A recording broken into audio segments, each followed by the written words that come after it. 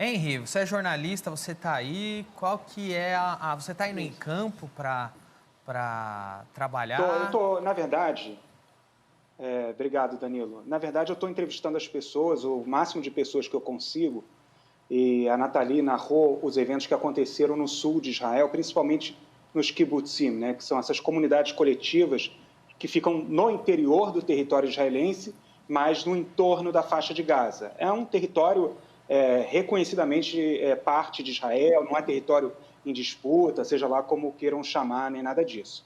Eu conversei com uma pessoa que passou por uma situação, vários desses kibbutzim, eles foram ocupados parcial ou integralmente pelo Hamas.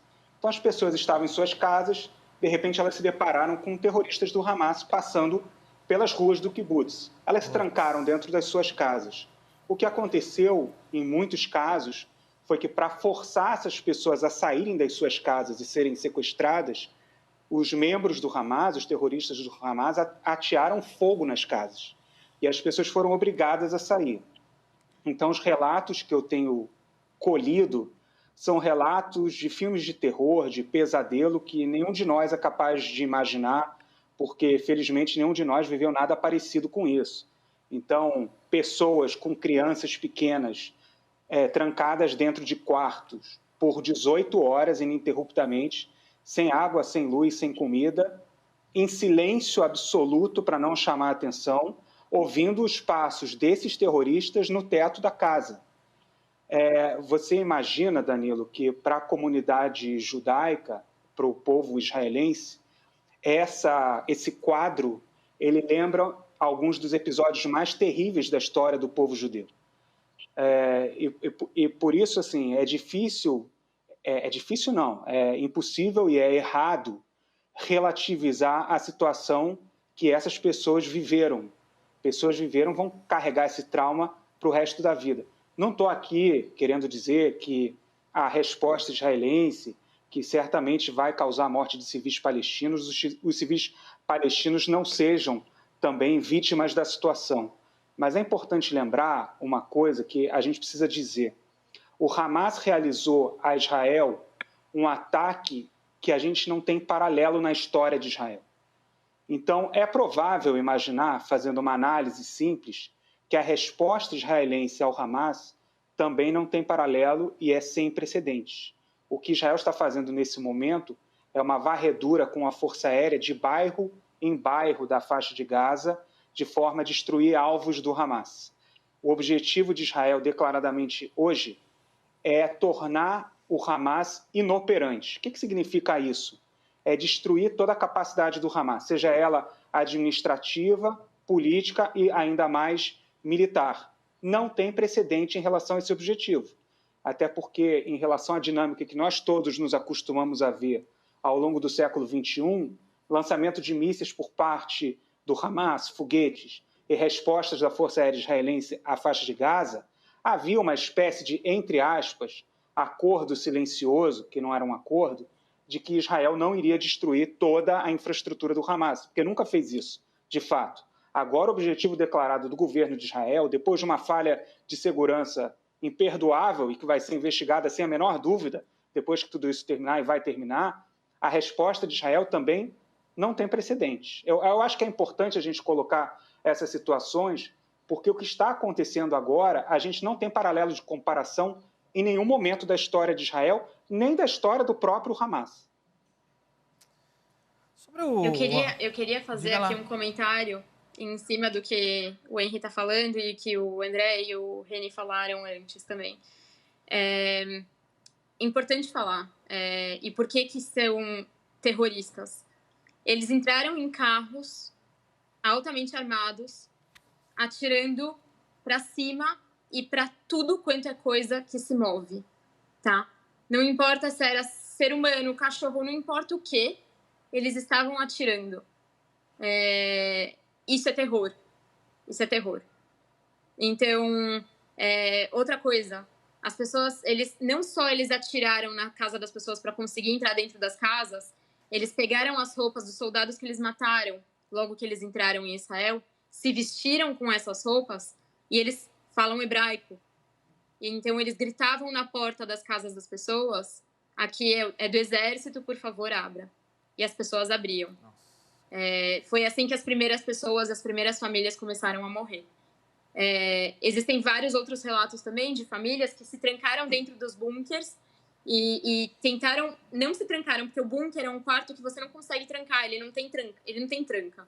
Então, pais que ficaram segurando a fechadura do bunker por o tempo que conseguiram para manter as suas famílias dentro do bunker e muitas vezes não conseguiram.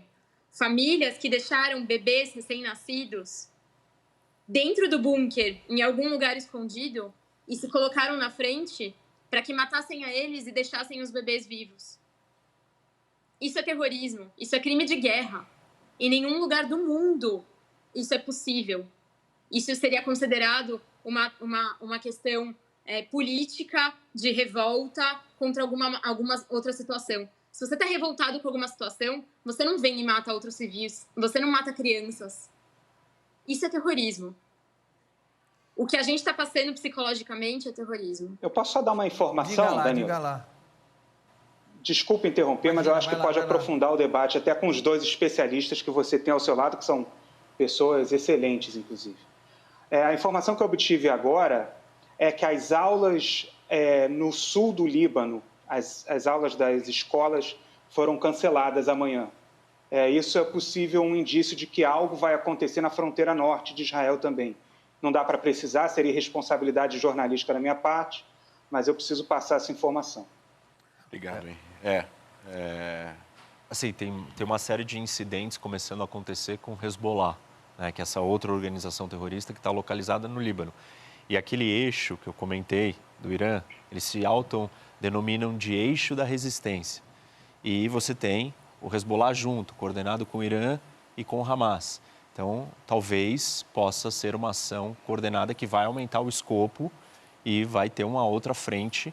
Isso sem falar, né, numa outra questão, que é o que está acontecendo na Cisjordânia, que é uma outra região com os palestinos, que também, durante os últimos tempos, tem sido tumultuada. Tá quente, tá tenso, e normalmente quando acontece alguma coisa em Gaza, começa a acontecer na Cisjordânia também. Parte até, inclusive, que se discute dos erros de inteligência para não ter evitado o que aconteceu, foi porque o exército de Israel, as forças de segurança estavam muito focadas com a Cisjordânia, achando que Gaza estava mais tranquilo. Então, assim, Israel pode enfrentar, talvez, um confronto de 3 diferentes frentes. Pode ser que se levantem ali.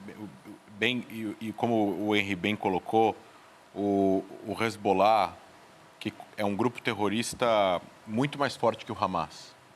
E ele está dentro de um país soberano que tem acesso ao mundo externo, diferentemente de Gaza, que tem bloqueio marítimo, que entra por terra é verificado por Israel, a fronteira com o Egito é completamente fechada, então o Hamas tem mais limitações para conseguir montar um poderio bélico. O Hezbollah também tem um orçamento 6, 7 vezes maior que o do Hamas, quase $1 bilhão por ano. E então eles têm uma força tática muito forte de foguetes e de homens. O perigo estratégico para Israel, contanto, é maior. Logo, se eles entrarem num conflito armado contra Israel, a força bélica que Israel vai ter que usar para destruir a capacidade militar do Hezbollah é muito maior do que ele está usando em Gaza. E se Israel empregar muita força bélica para contra-atacar o Hezbollah no Líbano, novamente, quem vai sofrer as consequências disso vai ser o Líbano como país e a população libanesa. Porque o Hezbollah é um grupo terrorista que usa as estruturas do Líbano, pontes, depósitos, portos, aeroportos, para se armar. Logo, Israel vai ter que atacar a infraestrutura do Líbano como país. Vai fechar o espaço aéreo, vai impor um bloqueio marítimo temporário, eventualmente vai faltar mais luz do que já falta no Líbano. O Líbano está com uma economia terrível, sem presidente. E aí agora para adicionar a tudo isso, é que o secretário-geral do Hezbollah, Hassan Nasrallah, que ameaçou Israel, recebeu uma devolutiva do ministro da Defesa falando que os Estados Unidos, se eles entrarem, vão intervir para ajudar Israel e o regime da Síria vai estar em perigo. que é uma coisa que o Hezbollah não deve considerar perder, porque eles precisam do regime da Síria ativo para poder ter um caminho de chegada de armas. Por terra. A ligação por terra. É, pela Síria. Mas isso que o André está descrevendo, ele é um problema porque envolve um país. Envolveria o Líbano. País soberano. Isso. E aí, quando envolve um país, você vai ter uma repercussão, né, internacional, opinião pública. O Líbano, a população do Líbano, que tem várias divisões internas... Aí vira Israel ataca Líbano. Isso. Exato. E assim, essa história ela começa a ganhar outro escopo e aí é muito difícil de você conter quem é o certo, quem é o errado, por que começou assim. Aí daqui 5 anos Israel foi lá e tocou bomba no Líbano. O Líbano não tinha nada, né? Aí vai virando isso.